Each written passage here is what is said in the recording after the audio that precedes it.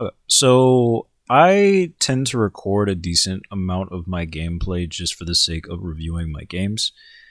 And I figured I saw a couple of people asking about Chimera, so I might as well talk a little bit about this since I've been doing a lot of gameplay. Now, this build, I'm actually running 4 copies of File Island. I think you're fine if you're just running 2, but I found it a little bit useful because sometimes you'll just intern with it. Because if you have, one in security and one in your hand, you'll just cycle them to choke the opponent to 1 in situations where that's the more beneficial thing to do. It's not that big of a deal, though. I think you'd be better off running 2 Analog Man or something. The Analog Man is actually kind of nice because when you play down Chimera, it doesn't actually inherently get a face down Digivolution card, and that might not seem like that big of a deal, but having the face down Digivolution card does allow it to reboot on the opponent's turn, and then if it sticks and you have a single Analog youth, the Analog you can put the second card in, so you can actually use Protein with it. So, but yeah, just testing out the 4 copies of File Island. I would say there's been a couple of instances where that being a level 4 in my hand or even an Analog Man or whatever would have been very useful. Now, here, I went for that particular setup to get an early mill. Unfortunately, the mill wasn't anything too crazy, but in the event the Skull Gray is deleted, we'd still be able to float until 4 and do a little bit of something. Now, unfortunately, we set the opponent up to go into Shakomon, but they have to pass turn going into Alpha so we don't lose any security. And because we have File Island in hand, we can luckily just add it back to our hand to use it again. So, training on the Biomon, File Island, and then we play Analog Youth. So, the sequencing in this instance did work out. Now, Alpha is going to be really, really big, but we also get a little lucky here because they hit a meat. I'm on 2 meat, 2 protein for File Island. I probably should toss the list on screen at some point, so I'll have to do that in editing.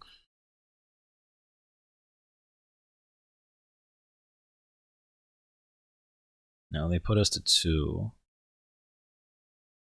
I do believe I used the meat immediately, yeah. So, shoving Greymon because I want that to end up in trash for the extra DP. Draw 1, gain 1. Now, there's a couple of different ways I could have sequenced this.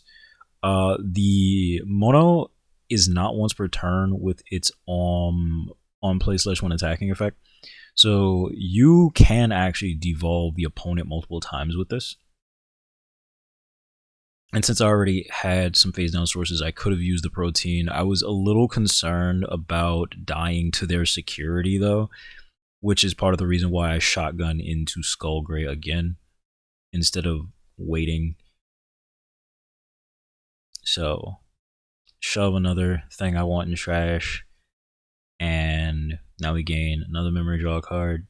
Realistically, I should have just said not use here, because it would have made the rest of the game much easier for me.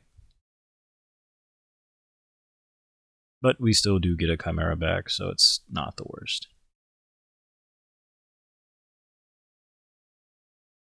No retail, so just checking, right? So we would have been fine.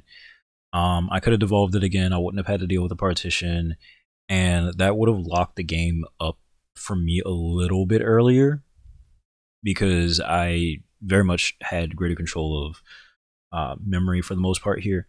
But because I am a foolish man, because I had fear in my heart, we now have to deal with partition twice. Now, we did get devolved, we didn't get any on deletions, but we have 20 cards in trash, which means, once again, Biomon, training. I think a Chimera this time, yeah. And we just out them, giving them 2 memory. Unfortunately, they weren't evoing in the back. I'm not sure why that is, but, I prioritize the on deletions here, then get blocker. That's all of the colors to begin with. So I just put in whatever, really. I think, yeah, Patamon for barrier. I was just clicking on it. uh, to show, I could have not dealt with that, but did because I'm a dingus.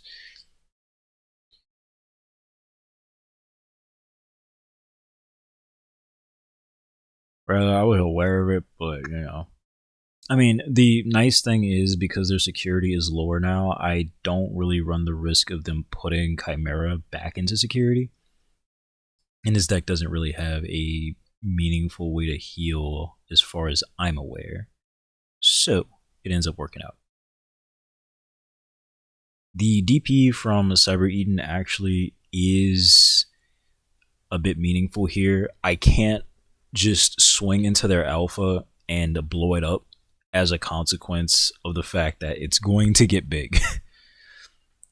So me taking the DP minus here doesn't really matter because it's only for the turn, but it's 17k thanks to the inheritables. And while I can get a little bigger thanks to the analog youths, I can't really do too much of anything crazy. So draw one, draw two, and I just aim to security minus on their turn.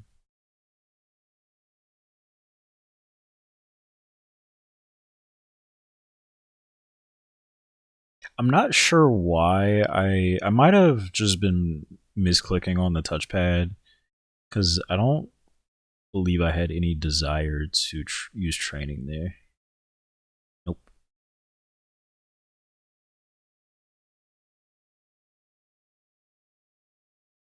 So since I'm committing to just letting this die, this is sitting here because I'm gonna go into the Skullgray. Now, the reason I didn't raid there is because in the event they choose not to block me for whatever reason, I could protein and do it again.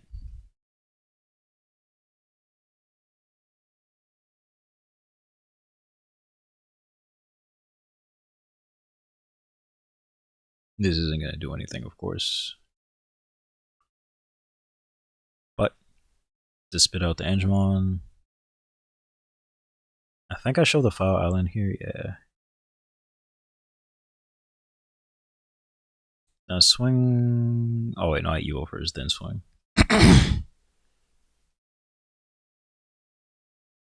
Honestly, I could have tossed out the Angemon a third time here, but I don't believe I do that.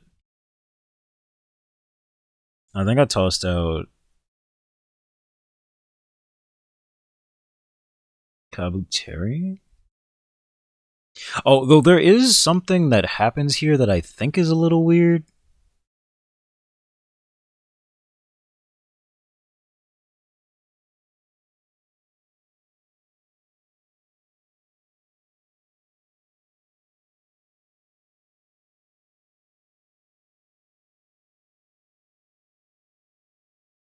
So I'm not sure what the deal is here, but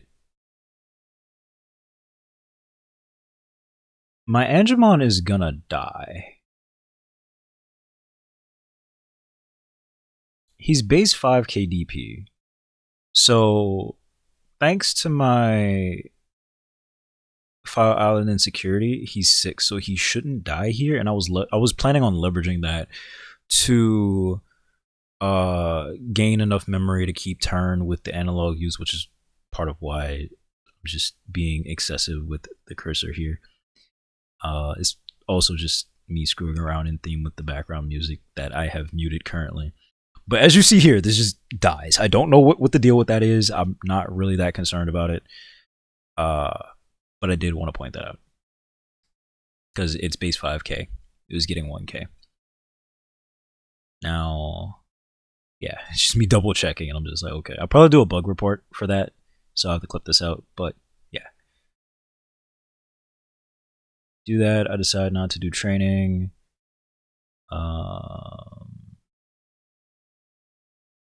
I think I prioritize on deletions again. Yep.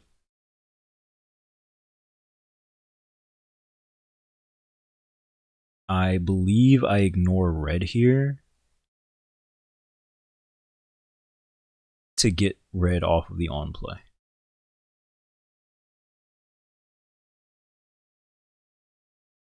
And I guess I'll just take this opportunity to say, like, Kimera is a very technical deck. Like, you don't always need to get the full range of colors, mind you. It's best to get whichever inheritables best suit your situation or allow you to best deal with whatever is going on your opponent's board. The problem I personally have with some of the lists that I see is specifically the fact that in the black slot, they only run mono. I run the one Raремon because I want the on deletion, but I also run it for names.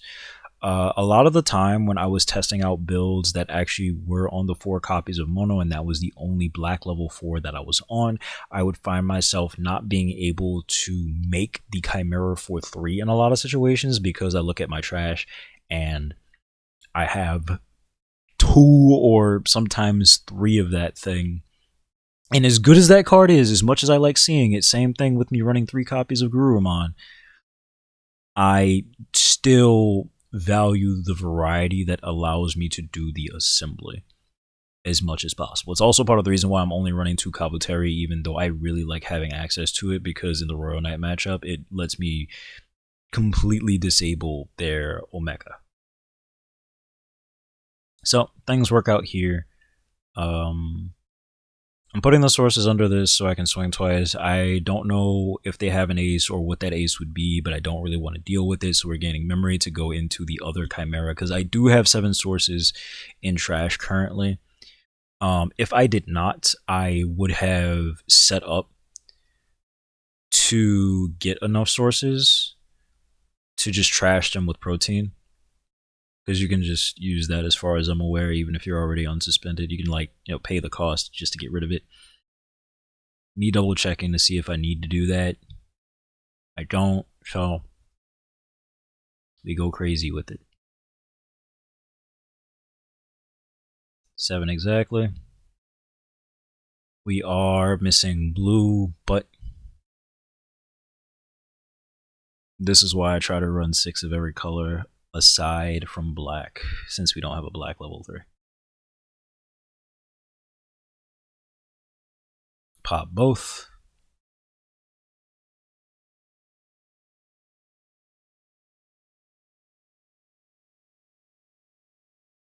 And then my laptop here chugs a bit as we attempt to go for game.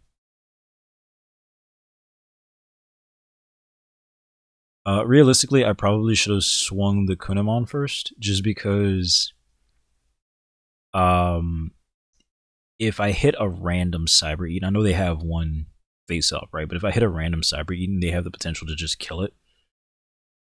And off the top of my head, I wasn't really sure if they were running the Numamon, because I don't think we've seen one this game.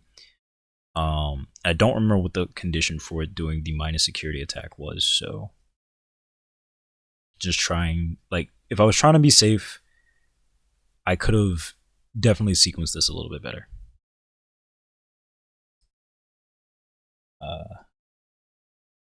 We can jump back to the end so I can talk about the list a little bit. Let me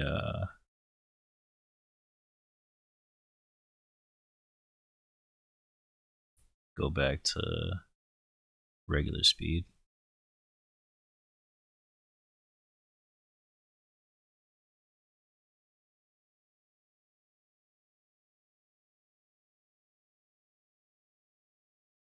But yeah. So as you can see, we're on 6 red, 6 blue, 6 yellow, 6 green, 4 black, 6 purple. You can run the Ogremon, of course, and honestly, the card's quite kind of good. It deletes level 4s and has a really nice filter inheritable, but it's also the one that I found using the least. Now, as for like just different aspects of the lineup, this card is kind of useless in terms of things that you would actually Digivolve into. The end of turn Digivolution cards are kind of nice, but they are a little frustrating to use in this deck because you're not really going to be running any of the level 5s that get reduction unless you're going for a more tweaked specific build, which you can do. I'm not telling you not to do that.